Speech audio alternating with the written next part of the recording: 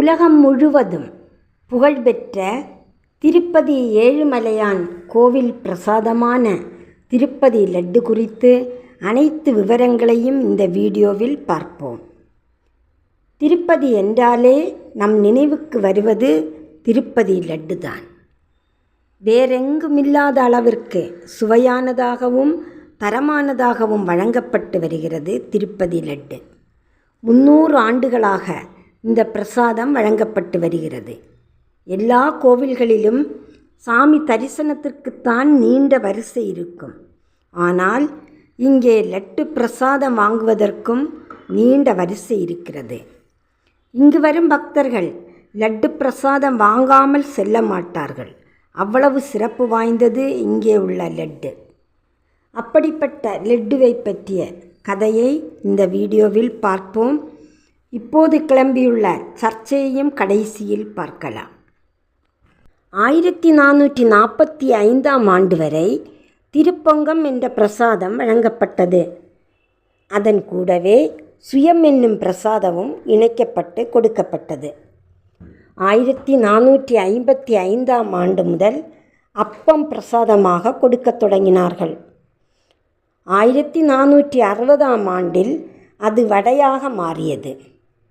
1468ஆம் ஆண்டில் வடைக்கு பதில் அதிரசம் தரப்பட்டது. 1547ஆம் ஆண்டு மனோகரம் என்ற இனிப்பு பொடி வழங்கப்பட்டது. 1715ஆம் ஆண்டு ஆகஸ்ட் 2ஆம் தேதியிலிருந்து லட்டு நைவேத்தியம் திருப்பதி ஏழுமலையானுக்கு படைக்கப்பட்டது. அப்போது அந்த லட்டு பிரசாதமாக பக்தர்களுக்கு வழங்கப்படவில்லை. பிரசாதமாக வழங்கப்பட்ட சுயம், அப்பம், வடை, மனோகரப்பொடி இவை அனைத்தும் விரைவில் கெட்டு போய்விடும். நீண்ட நாட்கள் வைத்திருந்து சாப்பிட முடியாது. நீண்ட தொலைவிலிருந்து கால்நடையாக வரும் பக்தர்கள் இதை வீட்டிற்கு கொண்டு செல்வதற்கு முன்பு இது கெட்டுவிடும். 1803ஆம் ஆண்டு முதல் லட்டு உதிரியாக பூந்தி வடிவில் பக்தர்களுக்கு பிரசாதமாக வழங்கப்பட்டு வந்தது. முக்கிய பிரமுகர்களுக்கு மட்டுமே முழு லட்டு வழங்கப்படும் நடைமுறை இருந்தது. 1940ஆம் ஆண்டு ஏழுமலையான் திருக்கல்யாண வைபவத்தில்தான் பக்தர்கள் அனைவருக்கும் லட்டு வழங்கப்பட்டது. பணக்கார பக்தர் ஒருவர் தன் வேண்டுதல் நிறைவேறியதால் பெரிய அளவில் லட்டு செய்து ஏழுமலையானின் திருக்கல்யாண வைபவத்திற்கு வந்த பக்தர்களுக்கு வழங்கினாராம். ஏழுமலையானுக்கு பிரசாதங்களை செய்து வழங்கி வந்தவர்கள் கல்யாண ஐயங்கார் குடும்பத்தினர். இவர்கள்தான் பூந்தியை லட்டாக்கி பிரசாதமாக்கியவர்கள். முன்னர் மிராசுதாரர்கள் லட்டு செய்து வந்தார்கள். 1966ஆம் ஆண்டிலிருந்து மிராசுதாரர்களின் உரிமையை நீக்கிவிட்டு தேவஸ்தானமே லட்டு தயாரித்து வருகிறது. 1943ஆம் ஆண்டிலிருந்து தான் இன்று வரை லட்டு பிரசாதமாக வழங்கப்படுகிறது. ஆரம்பத்தில் லட்டு ஒன்று 8 அணாவிற்கு விற்கப்பட்டது. லட்டு தயாரிப்பில் போலியை தடுக்க 2014ஆம் ஆண்டு புவிசார் குறியீடு பெறப்பட்டது. திருப்பதி லட்டு என்ற முறையில் யாரும் தயாரித்து விற்க முடியாது என்ற காப்புரிமையை தேவஸ்தானம் பெற்றுக்கொண்டது. கோவிலை சுற்றி கமகமவென்ற நெய்யின் மனம். இதனால் லட்டு வாங்க வேண்டும் என்ற ஆவல் பக்தர்களுக்கு எழுகிறது. லட்டு தயாரிக்க பயன்படும் 8 பொருட்கள்: நெய், கடலை மாவு, கற்கண்டு, சர்க்கரை, ஏலக்காய், முந்திரி, உலர்ந்த திராட்சை, பச்சை கற்பூரம் ஆகியவை குறிப்பிட்ட அளவுக்கு சேர்த்து தயாரிக்கப்படுகிறது. தினமும் 400 முதல் 500 கிலோ நெய், 750 கிலோ முந்திரி, 500 கிலோ காய்ந்த திராட்சை, 200 கிலோ ஏலக்காய் போன்றவை பயன்படுத்துவதாக கூறப்படுகிறது. ஆண்டிற்கு 5 லட்சம் கிலோ நெய் வாங்கப்படுவதாக கூறப்படுகிறது. தினமும் 3,50,000 லட்டுகள் தயாரிக்கப்படுவதாகவும் விசேஷ நாட்களில் 4 லட்சம் லட்டுகள் வரை தயாரிக்கப்படுகிறது. மூலப்பொருட்கள் உற்பத்தி செய்யும் கூடங்கள் சுகாதார முறையில் உள்ளதா என தேவஸ்தான ஊழியர்கள் சோதித்த பிறகே பொருள்கள் பெறப்படுகிறது.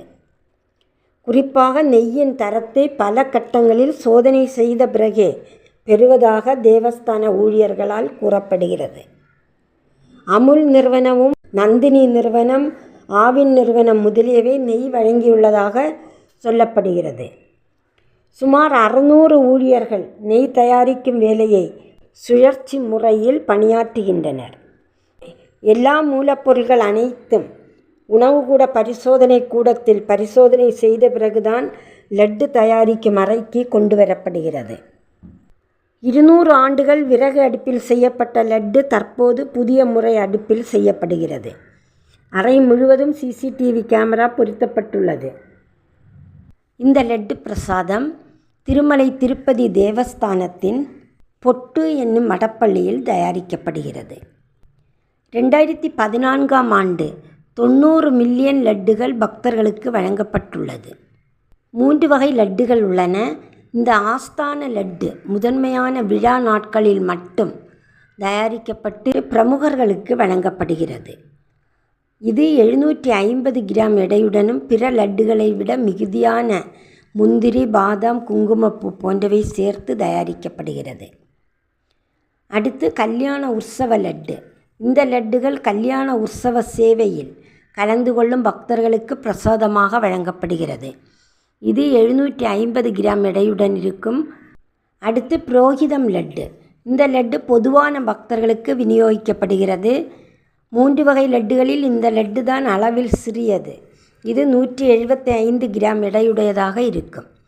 இந்த லட்டுகள் மிகுதியான எண்ணிக்கையில் தயாரிக்கப்படுகிறது. இவ்வளவு கட்டுப்பாடுகள் இருந்தும் இப்போது வந்துள்ள சர்ச்சை மிகுந்த வருத்தத்தை அளிப்பதாக உள்ளது.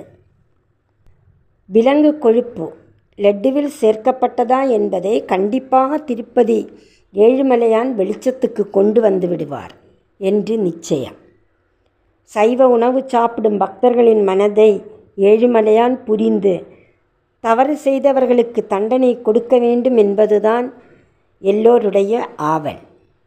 உங்கள் கருத்துக்களை பதிவிடுங்கள்.